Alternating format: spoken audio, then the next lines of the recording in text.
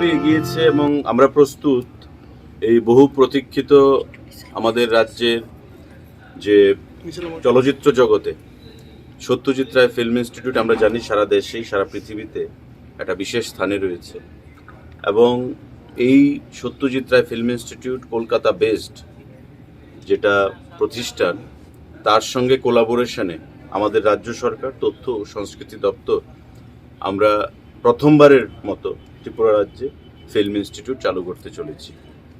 আগামী 28 তারিখে মাননীয় মুখ্যমন্ত্রী, উপমুখ্যমন্ত্রী, আমাদের প্রাক্তন মুখ্যমন্ত্রী এবং আমাদের প্রত্যেকের উপস্থিতিতে এই চলচ্চিত্র আমাদের যে ইনস্টিটিউট ফিল্ম ইনস্টিটিউট তার পথ চলা শুরু করবে। এখানে আপনারা দেখতে পাচ্ছেন যে বিগত কয়েক মাস ব্যাপী যে কাজ চলছে, সত্যজিৎ রায় ফিল্ম ইনস্টিটিউটের প্রতিনিধিরাও প্রায় 2-3 বার ঘুরে গেছেন। তারা যে স্পেসিফিকেশন দিয়েছেন সে অনুসারে কাজ হচ্ছে।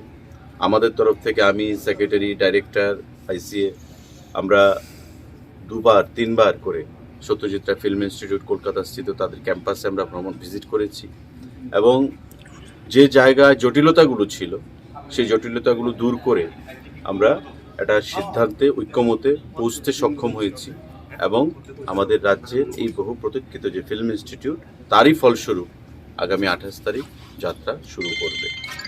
আপনাদের মাধ্যমে আমি রাজ্যের প্রতিটা অংশের জনগণকে যারা চলচ্চিত্র নিয়ে পড়াশোনা করতে চায়, আগ্রহী, তাদেরকে আমন্ত্রণ জানাচ্ছি এবং ইতিমধ্যে আমাদের ক্লাসও শুরু হয়ে যাবে। 28 তারিখ শুরু হবে, আমাদের 2 দিনের মধ্যেই ক্লাস শুরু হয়ে যাবে, ভর্তি প্রক্রিয়াও চলছে। ইতিমধ্যে আমাদের 3টা কোর্সে এখানে ক্লাস করানো হবে, ফিল্ম অ্যাপ্রিসিয়েশন কোর্স, আমাদের নিউজ রিডিং, তারপরে আমাদের অ্যাঙ্কারিং, আমাদের অ্যাক্টিং, এদের উপরে আমাদের ক্লাস শুরু হবে।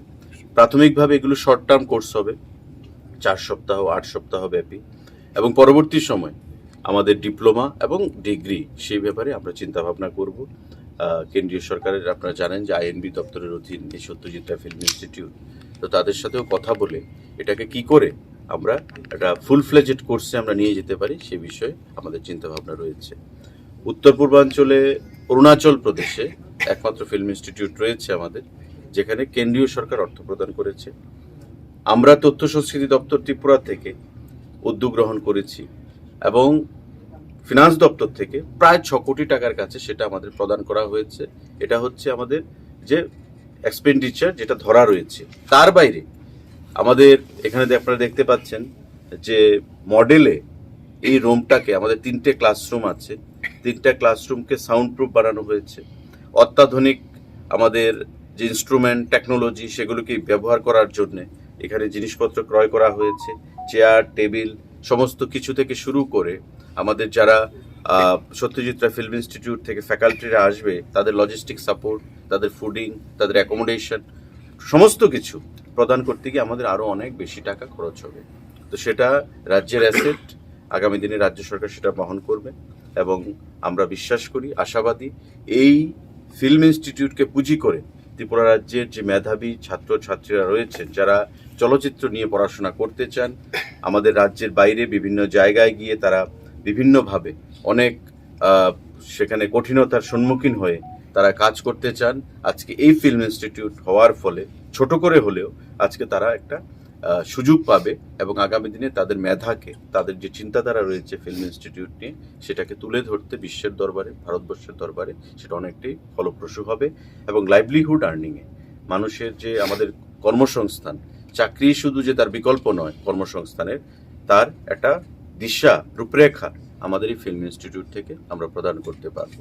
তো আগামী 28 তারিখ আপনারা সবাই আমন্ত্রিত, রাজ্যের প্রতিটা অংশের মানুষকে আমরা আমন্ত্রণ জানাচ্ছি।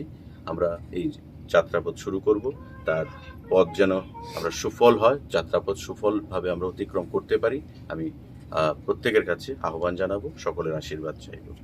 ধন্যবাদ।